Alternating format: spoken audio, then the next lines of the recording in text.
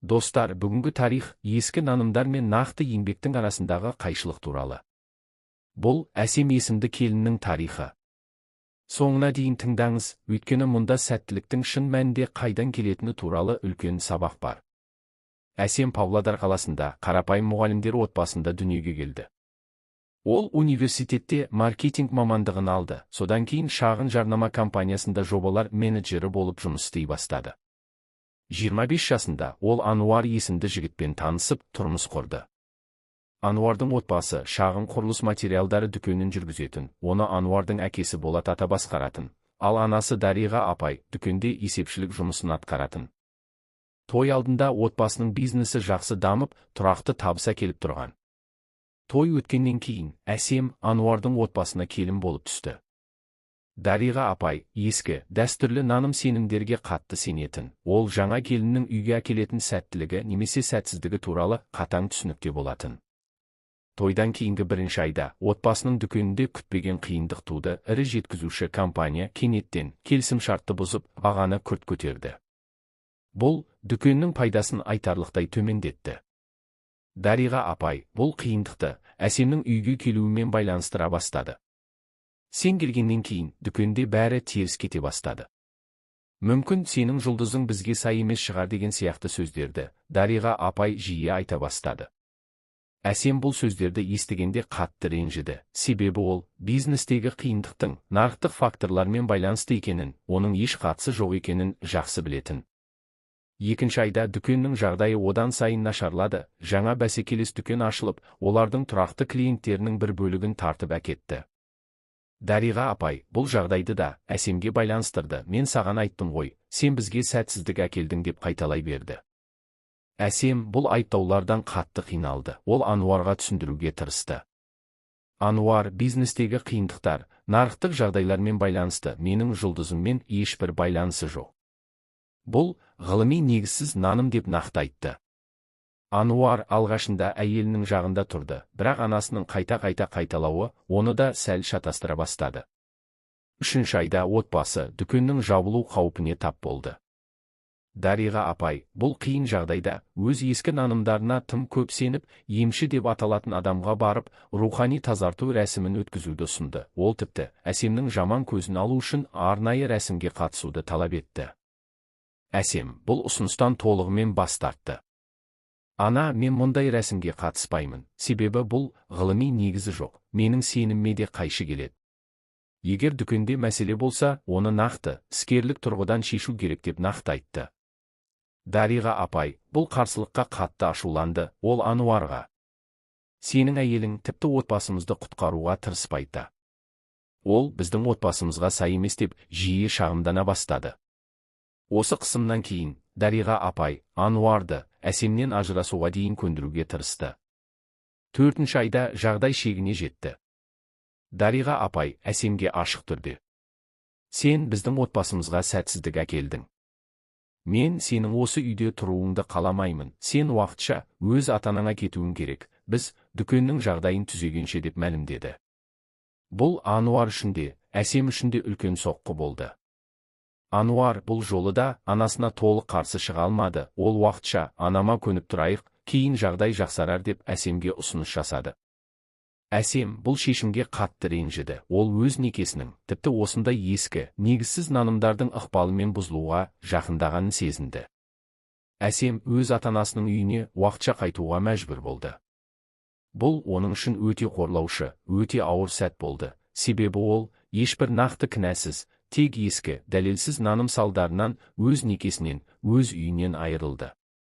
Осы қиын кезде Әсем өзінің маркетингтік біліктілігін пайдаланып, отбасының дүкенінің нақты мәселесін талдауға шешім қабылдады. Тіпті ол енді сол үйде тұрмаса да, ол Ануарға дүкеннің жағдайын жақсарту үшін нақты ұсыныстар бере бастады. Ол дүкеннің бәсекеге қабілеттілігін арттыру үшін әлеуметтік желіде жарнама жүргізуді, тұрақты клиенттерге жеңілдіктер ұсынуды, жаңа жеткізушілермен тиімдірек келісімшарт жасауды ұсынды. Ануар бұл ұсыныстарды әкесі Болат атаға жеткізді. Олар оны сынап көруге шешім қабылдады. Осы стратегиялардың арқасында бір айдан кейін дүкеннің жағдайы жақсара бастады, жаңа клиенттер тартылды, шығындар азайды, пайда қайта өсе бастады. Болат ата бұл жақсаруды көріп, кімнің идеясы екенін сұрағанда Ануар ашық түрде: бұл Әсемнің идеясы, ол тіпті бізден алшақ тұрса да отбасымызға көмектесуден бас тартпады деп мойындады. Бұл ақпарат Дариға апайды қатты таң қалдырды. Ол Әсемді сәтсіздік әкелуші деп есептеп, оны үйден қуған, ал шын мәнінде дәл сол қуылған келін олардың дүкенін құтқарған еді. Бұл Дариға апай үшін терең ойлануға түрткі болды. 2 ай өткеннен кейін дүкен толығымен қалпына келді, тіпті бұрынғыдан да жақсы жағдайда болды. Дариға апай ақыры өз қателігін мойындауға шешім қабылдады. Ол Әсемнің ата-анасының үйіне барып, бүкіл отбасының алдында: мен саған қатты әділетсіздік жасадым. Мен ескі, дәлелсіз нанымға сеніп, сені кінәладым, ал сен шын мәнінде бізді құтқардың. Мен сенен кешірім сұраймын деп ашық мойындады. Әсем бұл кешірімді естігенде аралас сезім кешті. Ол: ана, мен сізді кешіремін, бірақ мен сіздің осы ескі нанымдарыңыздың менің некеме, менің отбасыма қаншалықты зиян тигізгенін ұмыта алмаймын. Мен енді сол үйге оралсам, бұл толықтай басқа шарттарда болуы керек деп нақты жауап берді. Ануар өз анасының қателігінің салдарын толық түсініп, Әсемге өзінің де қателескенін мойындады. Мен саған толық қолдау көрсетуім керек еді. Мен анамның ескі нанымдарына тым тез сендім. Мен бұл жағдайдан үлкен сабақ алдым деп ол кешірім сұрады. Әсем мен Ануар ұзақ әңгімеден кейін некелерін сақтап қалуға, бірақ жеке пәтерге көшуге шешім қабылдады. Бұл олардың некесін сақтап қалу үшін, бірақ Дариға апайдың ескі нанымдарының ықпалынан тыс дербес өмір сүру үшін қажет қадам болды. Жеке өмірге көшкеннен кейін Әсем мен Ануардың некесі бастапқы қиындыққа қарамастан жаңа күшпен қалпына келе бастады. Әсем өз кәсіби мансабында да алға жылжыды. Ол өз маркетингтік компаниясын ашуды жоспарлады. Оның алғашқы клиенттерінің бірі дәл сол Ануардың отбасының дүкені болды. Дариға апай жылдар өте өз ескі нанымдарынан біртіндеп арыла бастады. Ол дүкенде Әсемнің стратегияларының тұрақты нәтиже беріп жатқанын көріп, ғылыми, нақты тәсілдердің ескі сәттілік-сәтсіздік нанымдарынан әлдеқайда сенімді екенін терең түсінді. Мен өз өмірімде ескі нанымдарға тым көп сендім, себебі менің анам да әжем де солай сенген. Мен бұл нанымдарды сынауды үйренбегенмін. Әсем маған нақты факт, нақты еңбектің ескі нанымнан күштірек екенін көрсетті деп Дариға апай кейінірек мойындады. 5 жылдан кейін Әсемнің маркетингтік компаниясы облыстағы танымал компаниялардың біріне айналды. Ол көптеген шағын бизнеске, соның ішінде отбасылық бизнестерге дамуда көмектеседі.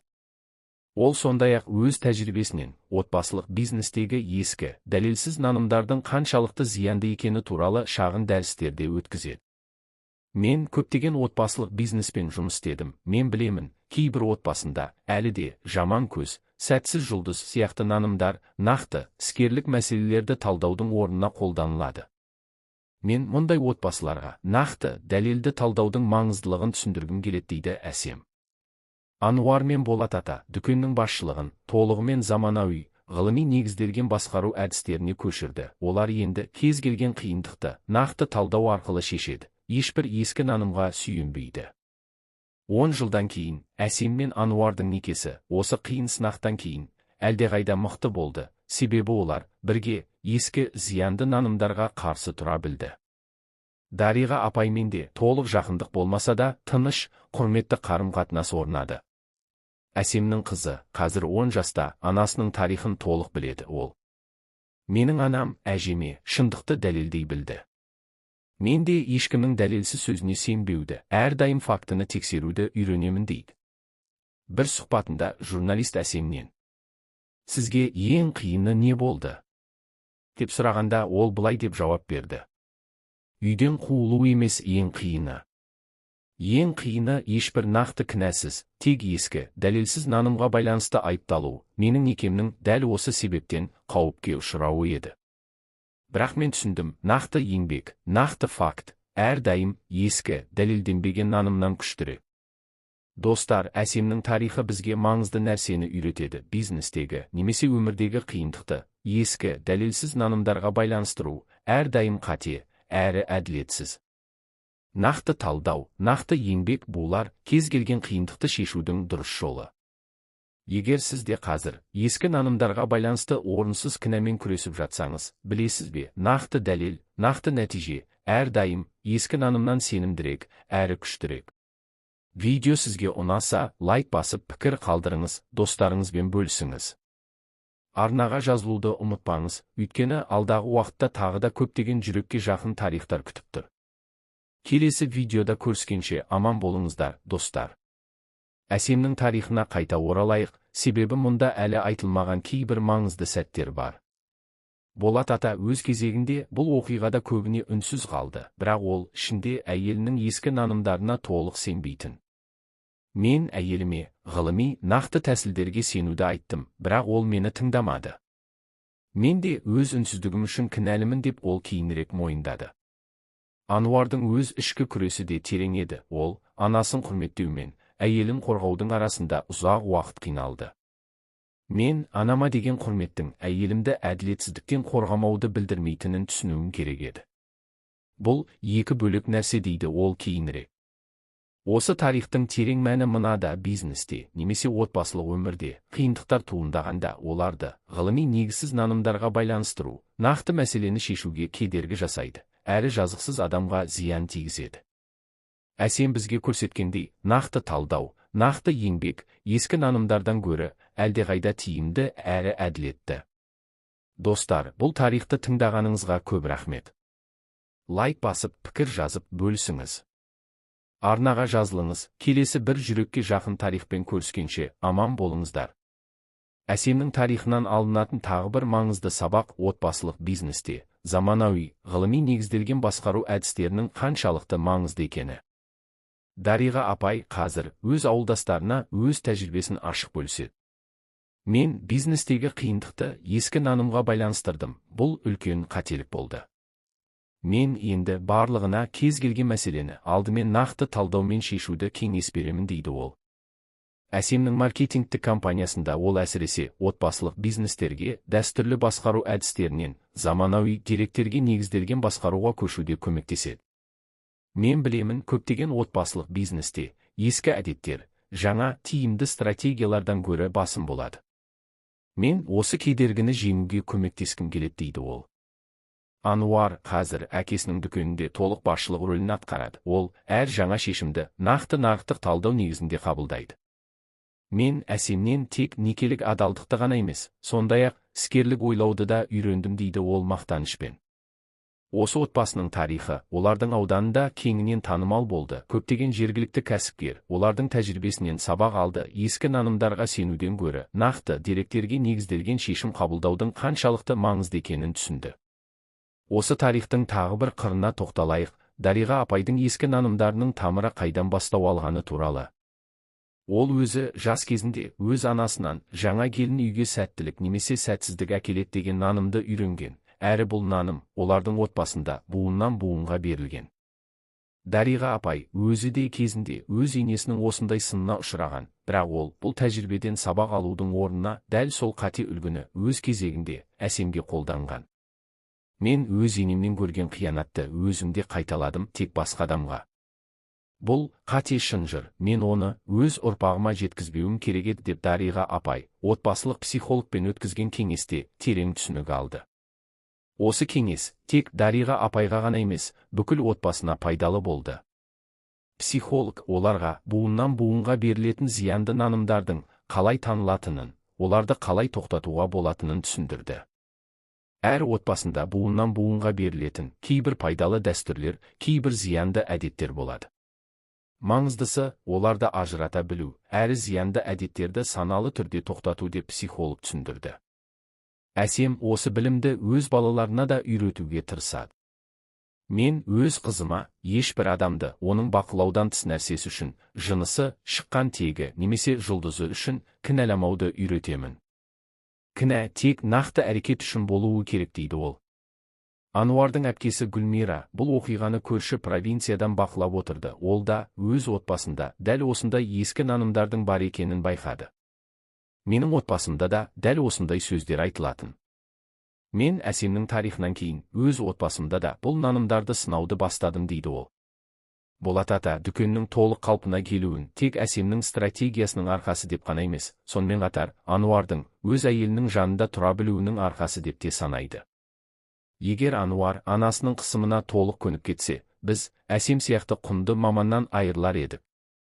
Мен ұлымның дұрыс уақытта, дұрыс шақта тұра білгеніне қуаныштымын дейді ол. Қазіргі таңда Әсем мен Ануардың отбасы өз ауданында заманауи, бірақ құрметті отбасының үлгісі ретінде танылады. Олар дәстүрді толығымен жоққа шығармайды, бірақ олар зиянды, дәлелсіз нанымдарды нақты, ғылыми негізделген көзқараспен алмастырды. Достар, бұл ұзақ, бірақ маңызды тарихты тыңдағаныңызға көп рахмет. Егер сізде де осындай тәжірибе болса, пікірде бөлісіңіз. Лайк басыңыз, арнаға жазылыңыз. Келесі бір жүрекке жақын тарихпен көріскенше аман болыңыздар.